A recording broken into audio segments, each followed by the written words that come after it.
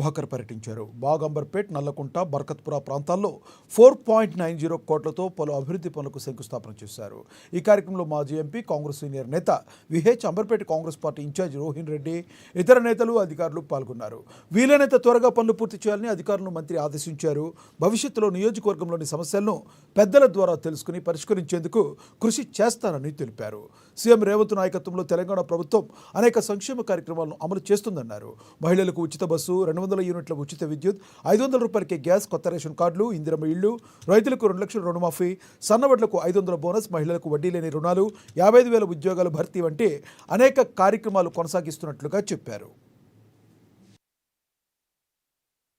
Hyderabad brand ఇమేజ్ను కాపాడే విధంగా హైదరాబాద్కు సంబంధించినటువంటి అన్ని రకాల కార్యక్రమాలు చేస్తాం.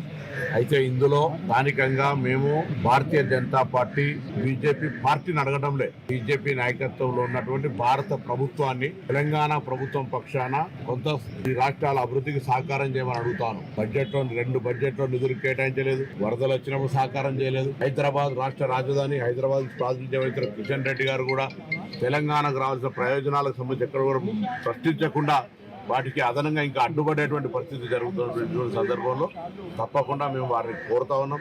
గతంలో టీఆర్ఎస్ పార్టీ ఈ ప్రభుత్వాలను ఫెడరల్ సిస్టంలో సమన్వయ సంబంధాలు లేకుండా నిధులు అడగలేదనే కారణం మీద మీరు తప్పించుకోగలిగిన 10 సంవత్సరాలు. కానీ ఇప్పుడు మా ముఖ్యమంత్రి, మంత్రులు, మేము కూడా అనేక సందర్భాల్లో కేంద్ర ప్రభుత్వంలో పెద్దలను కలిసి రాష్ట్ర ప్రభుత్వానికి రావాల్సిన నిధుల గురించి అడుగుతాను. కాబట్టి రాష్ట్ర ప్రభుత్వానికి రావాల్సిన నిధులు తప్పకుండా ఇవ్వాల్సిందే. వాటి కోసం బరాబర్గా అడుగుతాం. ఇక్కడ రాష్ట్రానికి అన్యాయం చేసే ప్రయత్నం చేస్తే దాన్ని కాంగ్రెస్ పార్టీ ప్రభుత్వంగా తిప్పికొడతాం.